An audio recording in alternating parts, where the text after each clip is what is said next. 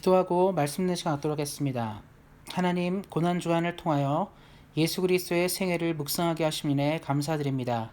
오늘도 말씀을 통하여 은혜 얻는 시간 되게 하시고 주시는 말씀을 통하여 우리의 삶과 영이 주로부터 자라게 하시기를 예수님의 이름으로 기도합니다. 아멘. 우리 같이 말씀 읽도록 하겠습니다. 신약성경 48페이지 마태복음 27장 1절부터 26절까지 말씀 같이 보도록 하겠습니다. 말씀이 길지만 우리 천천히 함께 말씀 보도록 하겠습니다. 새벽에 모든 대제사장과 백성의 장로들이 예수를 죽이려고 함께 의논하고 결박하여 끌고 가서 총독 빌라도에게 넘겨주니라. 그때 예수를 판 유다가 그의 정죄됨을 보고 스스로 뉘우쳐 그 은 30을 대제사장들과 장로들에게 도로 갖다 주며 이르되 내가 무죄한 피를 팔고 죄를 범하였도다 하니 그들이 이르되 그것이 우리에게 무슨 상관이냐 내가 당하라 하거늘 유다가 은을 성수에 던져놓고 물러가서 스스로 목매어 죽은지라. 대제사장들이 그 은을 거두며 이르되 이것은 핏값이라 성전고에 넣어둠이 옳지 않다 하고 은은한 후 이것으로 토기장에 밭을 사서 나그네의 묘지를 삼았으니 그러므로 오늘날까지 그 밭을 피밭이라 일컫느니라. 이에 선지자 예레미야를 통하여 하신 말씀이 이루어졌나니 일러스되 그들이 그 가격 매긴 자의 곧 이스라엘 자손 중에서 가격 매긴 자의 가격 곧 은 30을 가지고 토기장에 밭값으로 주었으니 이는 주께서 내게 명하신 바와 같으니라 하였더라. 예수께서 총독 앞에 섰음에 총독이 물어 이르되 내가 유대인의 왕이냐. 예수께서 대답하시되 내 말이 옳도다 하시고 대제사장들과 장로들에게 고발을 당하되 아무 대답도 아니하시는지라. 이에 빌라도가 이르되 그들이 너를 쳐서 얼마나 많은 것으로 증언하는지 듣지 못하였느냐 하되 한마디도 대답하지 아니하시니 총독이 크게 놀라워하더라. 명절이 되면 총독의 무리의 청원대로 죄수한 사람을 놓아주는 전례가 있더니 그때 바라바라 하는 유명한 죄수가 있는데 그들이 모였을 때 빌라도가 물어 이르되 너희는 내가 누구를 너희에게 놓아주기를 원하느냐 바라바냐 그리스도라 하는 예수냐 하니 이는 그가 그들의 시기로 예수를 넘겨준 줄을 알미더라. 총독이 재판석에 앉았을 때 그의 아내가 사람을 보내어 이르되 저 옳은 사람에게 아무 상관도 하지 마옵소서. 오늘 꿈에서 내가 그 사람으로 인하여 애를 많이 태웠나이다 하더라. 대제사장들과 장로들이 우리를 권하여 바라바를 달라하게 하고 예수를 죽이고자 하게 하였더니 총독이 대답하여 이르되 둘 중에 누구를 너희에게 놓아주기를 원하느냐. 이르되 바라바라 쏘이다. 빌라도가 이르되 그러면 그리스도로 하는 예수를 내가 어떻게 하랴. 그들이 다 이르되 십자가에 못 박혀야 하겠나이다. 빌라도가 이르되 어찌미냐 무슨 악한 일을 하였느냐. 그들이 더욱 소리질러 이르되 십자가에 못 박혀야 하겠나이다 하는지라. 빌라도가 아무 성과도 없이 도리어 밀란이 나려는 것을 보고 물을 가져다가 무리 앞에서 손을 씻으며 이르되 이 사람의 피에 대하여 나는 무죄하니 너희가 당하라. 백성이 다 대답하여 이르되 그 피를 우리와 우리 자손에게 돌릴지어다 하거늘 이에 바라바는 그들에게 놓아주고 예수는 채찍질하고 십자가에 못 박히게 넘겨주니라. 아멘. 오늘은 고난주간 네 번째 시간으로 빌라도의 신문을 통해서 함께 은혜를 나누고자 합니다. 먼저 빌라도의 이야기를 다루기 전에 1절부터 10절까지는 가룟 유다의 마지막을 이야기하고 있습니다. 예수님의 제자로서 공생애를 함께 보냈지만 믿음으로 탈락한 유다의 마지막은 안타깝게도 자살로 마감하게 됩니다. 5절 말씀을 보면 예수 그리스도를 배신하였던 자신의 모습에 실망하여 유다는 스스로 목숨을 끊었습니다. 베드로와 달리 회개하지 못했던 유다는 아쉽게도 예수님 부활 승천 이후 초대교회의 역사와 함께 하지 못하게 됩니다. 우리 모두가 유다의 최후를 통해서 우리가 만나야 되는 진실은 하나님께서 우리에게 기회를 주시는 분이심을 알아야 한다는 사실입니다. 사실 베드로 역시 유다와 마찬가지로 예수님을 3번이나 부인하는 큰 잘못을 저질렀습니다. 하지만 그는 기회를 주시는 우리 삶의 소망과 기회를 다시 주시는 예수님을 만남으로 교회 역사의 기둥이 되었습니다. 그와 반면에 유다의 모습은 어땠습니까? 스스로 자신의 죄를 책임지고자 하였습니다. 그는 하나님을 몰랐기 때문에, 하나님을 알지 못하였기 때문에 기회를 잡지 못하고 비참한 최후를 맞이하였습니다. 사랑하는 성도 여러분, 고난주간을 통하여 우리 사랑하는 성도님들이 이 점을 꼭 기억하시기 바랍니다. 우리가 어떤 잘못을 저질렀다 하였다 하더라도 하나님께 나오면 다시 용서하시고 기회를 주시는 분이심을 붙잡으면서 늘 삶을 사시기를 예수님의 이름으로 축원드립니다. 하지만 오늘 우리가 좀 더 살펴보고 싶은 내용들은 유다의 이야기보다는 빌라도의 이야기입니다. 빌라도의 이야기를 좀 더 자세히 살펴보면서 은혜를 나누기를 소망합니다. 사도신경, 우리가 잘 외우고 있는 사도신경에 나오는 것처럼 빌라도는 예수님의 죽음에 중요한 연관이 있는 사람입니다. 당시의 역사적 상황은 왜 빌라도가 예수의 죽음과 관련이 있는지를 잘 보여줍니다. 그래서 우리가 성경의 역사를 이해하는 것은 너무나 중요하게 됩니다. 제가 잠시 설명을 좀 드리고 싶습니다. 성경 당시의 역사적 상황은 이스라엘은 종교의 자유를 가지고 있었습니다. 로마는 관대한 정책을 가졌기 때문에 로마 정부에 대해 대항하지 않다면 각 나라 각 민족이 자신의 신을 믿거나 섬기는 것에 대해서 어느 정도 관대한 법을 가지고 있었습니다. 하지만 정치적으로는 로마의 지배만을 인정하고 다른 통치자를 두지 않았습니다. 그래서 당시 유대인들, 예수님 당시의 유대인들은 이 두 가지 법에 의해 지배를 받고 있었습니다. 한 가지는 이 대제사장, 바리새인, 서기관들로 이루어진 이 종교 지도자에 의한 유대 종교법이 하나 존재했고요. 한 가지는 이 중앙정부, 로마 황제로부터 내려오는 로마법이 있었습니다. 그런데 여기서 우리가 주목해야 될 하나의 사실은 식민지 백성으로 살아가던 유대인들, 그러니까 유대인들이 법을 갖고 있었지만 식민지였습니다. 그래서 이 유대인 지도자들이 이 사형에 대한 판결을 낼 때, 그러니까 뭐 신성 모독이라든가 또 죽음에 이를 수밖에 없는 죄를 저질렀을 때, 그러니까 사형을 판결할 때 아무리 판결을 내리고 결정을 내려도 최종 승인은 로마로부터 받아야 한다는 원칙이 있었습니다. 그래서 당시 종교 지도자들은 예수님이 신성을 모독했다고 생각했기 때문에 예수님을 사형에 해당한다고 판결을 내렸음에도 불구하고 만약에 로마 총독인 빌라도가 사형을 거부하게 되면 사형이 집행될 수 없었습니다. 그렇기 때문에 당시 유대인들은 예수님을 이 로마법에 의해서도 사형을 받도록 국가 반역죄를 씌워서 빌라도의 승인을 기다린 것입니다. 그래서 이제 11절 말씀을 보면 이 빌라도의 신문이 나와 있는데요. 빌라도는 종교법에 관련된 신문을 하지 않습니다. 11절 말씀 한번 보도록 하겠습니다. 이 총독이 물어 이르되 내가 유대인의 왕이냐? 예수께서 대답하시되 내 말이 옳도다 하시고, 이 빌라도는 예수님이 하나님의 아들이다, 뭐 거룩한 신의 아들, 뭐 여기에 관심이 있지 않고 그것을 묻지 않았습니다. 빌라도가 주목한 것은 로마 정부에 대항하는 유대인의 통치자냐 아니냐를 물었습니다. 그래서 유대인의 왕이냐 아니냐를 물었습니다. 종교의 문제가 아닌 정치적인 문제를 거론한 것입니다.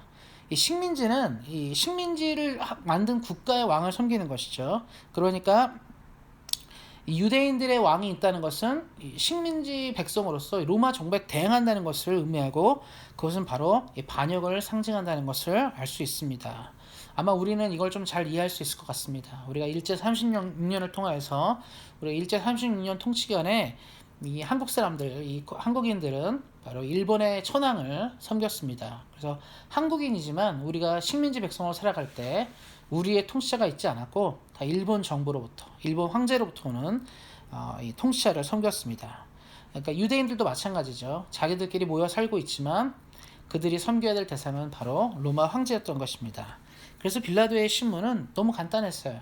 너가 유대인의 왕이냐? 그러니까 유대인이 왕이라고 안 하게 되면 처형할 일이 없는 것이죠. 그래서 그걸 질문한 것입니다.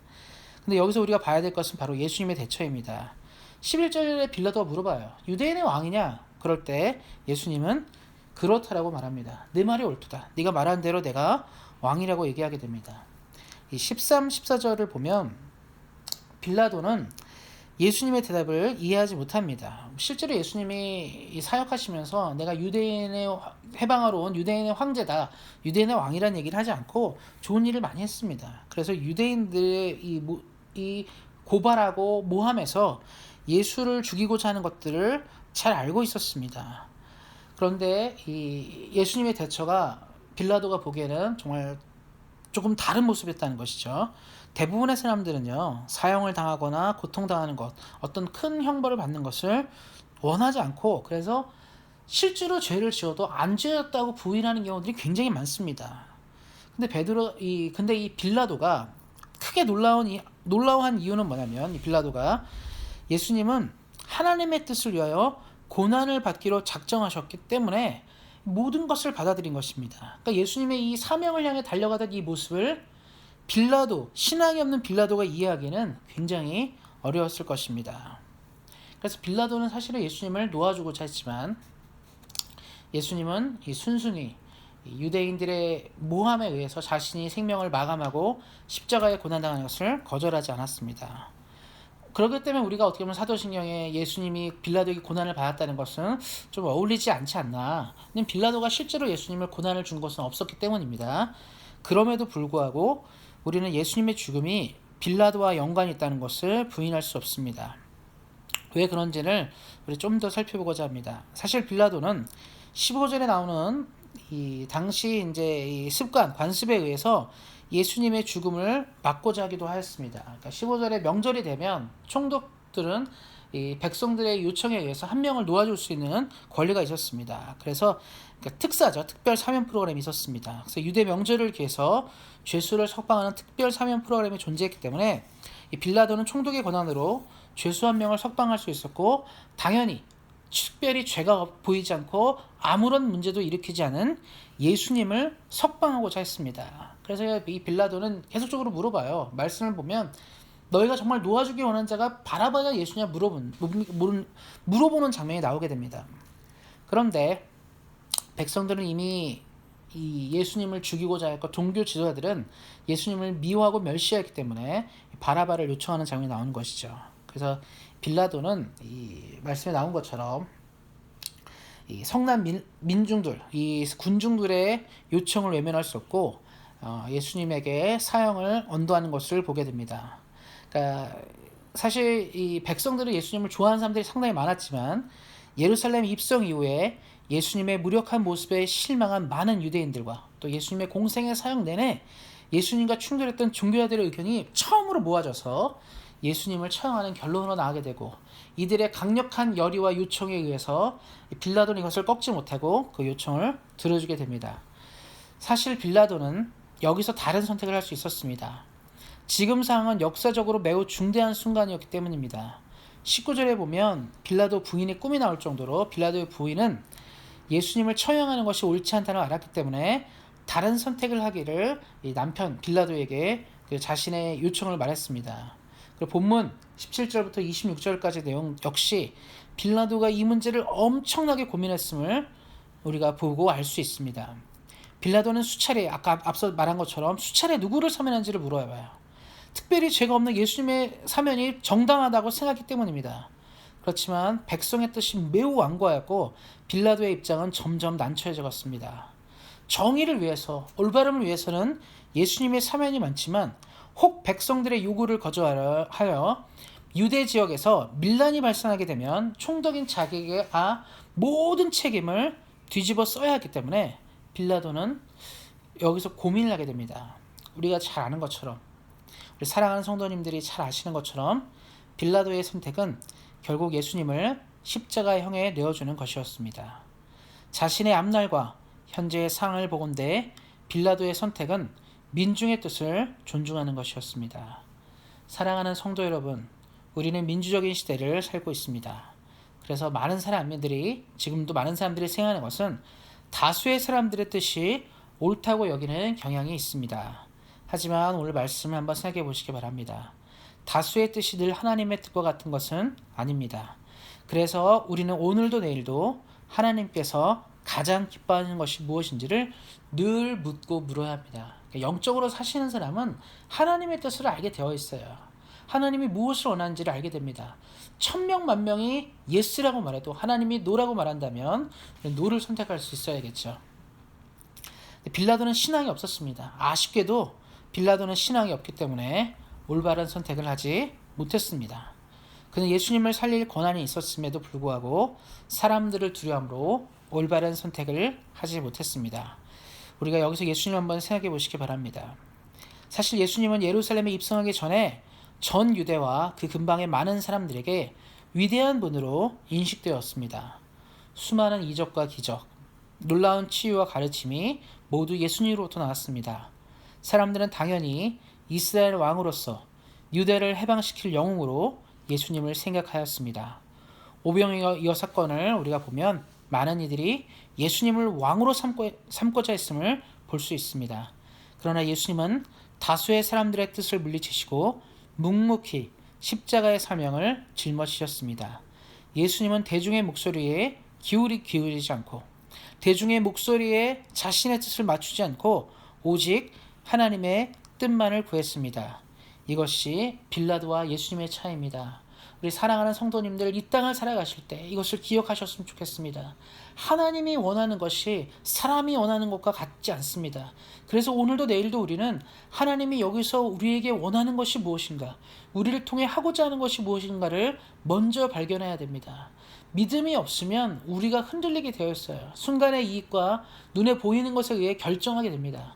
그러나 믿음을 가진 사람은 눈앞에 보이는 것을 보는 것이 아니라 하나님이 원하는 것이 무엇인지를 보게 됩니다. 우리 사랑하는 성도님들이 말씀을 구약 성경을 읽다 보면 이해하지 못할 때가 많이 있습니다.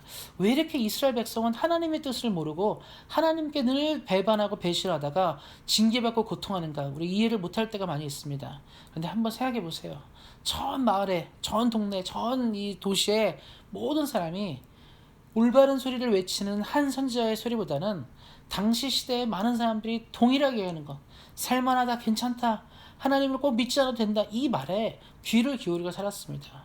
만약에 아마 모두가 그랬다면 흔들리지 않았겠지만 기껏해야 주의 말씀을 전하는 사람은 외로운 선지자들 뿐이었기 때문에 이들은 그것을 귀담아 듣지 못했습니다.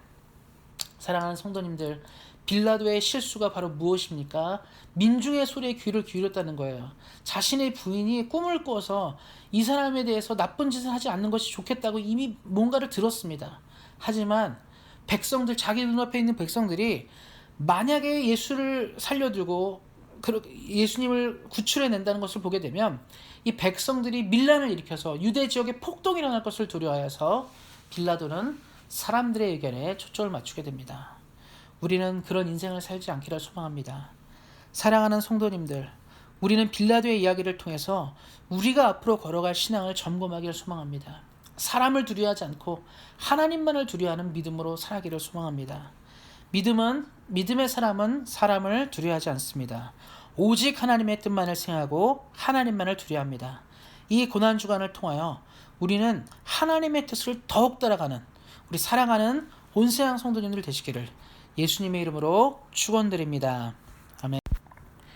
다 같이 기도하겠습니다. 하나님, 오늘도 주의 말씀을 통해 은혜 주심에 감사를 드립니다. 우리가 이 땅을 살면서 예수님과 같이 올바른 선택을 할 수 있는 사람 되게 하여 주시고, 믿음이 없는 빌라도와 같이 사람을 바라보며 사람에 의한 선택을 하는 어리석은 자 되지 않도록 함께 하시기를 기도합니다. 하나님, 매일매일의 삶 가운데 주신 은혜를 갖고 살아갈 수 있도록 도와주시고 하나님의 은혜를 깊이 가슴에 새겨 이 땅을 살아가는 우리 모두 될 수 있도록 우리 사랑하는 성도님들 되도록 함께 하시기를 기도합니다. 코로나로 인해 어려운 시기를 보내고 있지만 우리가 믿음으로 반드시 하나님의 귀한 뜻을 성취할 것을 믿사오니 주님들 우리를 돌보아 주시고 안전하고 건강한 시간 되게 하여 주시고 다시 만날 때 기쁨으로 주께 나와 예배할 수 있는 우리 모두 되도록 함께 하시기를 기도합니다. 우리의 삶의 모든 것을 지키시고 돌보시는 하나님께 감사하며 우리를 구원하신 우리 주 예수 그리스도의 이름으로 기도하였습니다. 아멘.